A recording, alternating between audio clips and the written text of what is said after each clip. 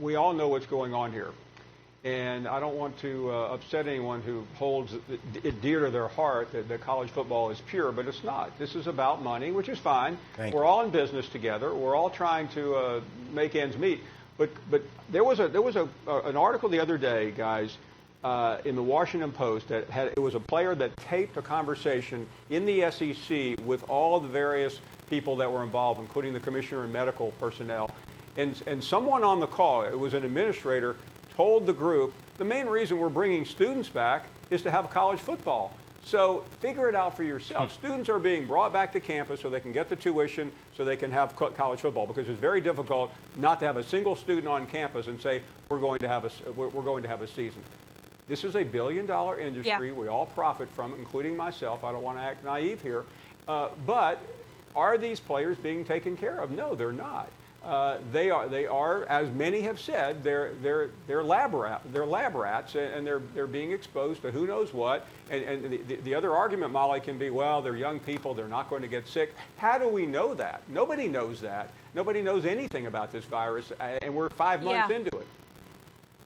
And you know what's another good point, Paul, is the long-term effects of COVID-19 are extremely alarming. There's a laundry list of after effects and symptoms that could change someone's lives forever.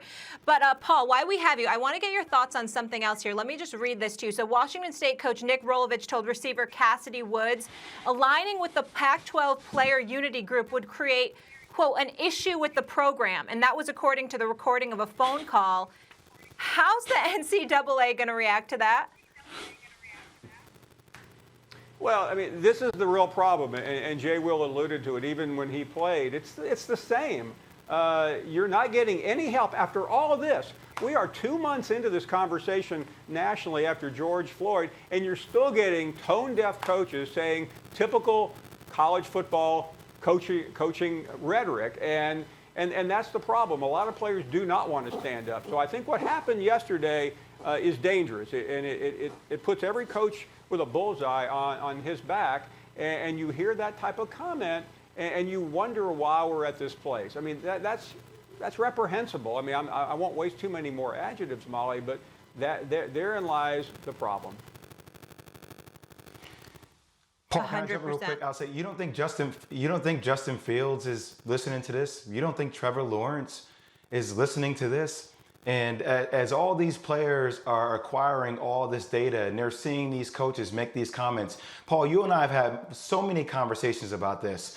And I feel like we're watching it in real time. I feel like we're watching the NCAA become more and more dismantled by the second due to their lack of ability to put procedural things in place to protect the lives and the players' safety of these student athletes that they so much talk about. And now you're finding these individual conferences that are trying to own their power, and they're blundering on it as well. So, you know, it really makes sense for these conferences to get their stuff together and find alignment and make sure that these coaches are saying the right things and that they're actually doing all the things to protect the player's safety. And where I'm coming from is that I understand, like Paul has highlighted, the NCAA, that there's no real leadership. I'm sorry, Paul, go ahead. No, go ahead. Stephen, you're right. You're making my point. Go ahead. I understand there's no real leadership, but to me, when Paul says there's no real leadership in college football, that means there's not one individual overseeing the sport and basically, you know, organizing things in such a way to make sure everybody's treated fair and equitably. I totally get that part. What alarms me is that you can't even come together and find a leader that could put in place safety measures and safety protocols to ensure the well-being of the student athlete. You couldn't even do that. So it's bad enough they've been exploiting these guys all these decades, all of these years. But now, when it came to making the necessary sacrifice and coming together for the well-being of young men and women, you can't even do that.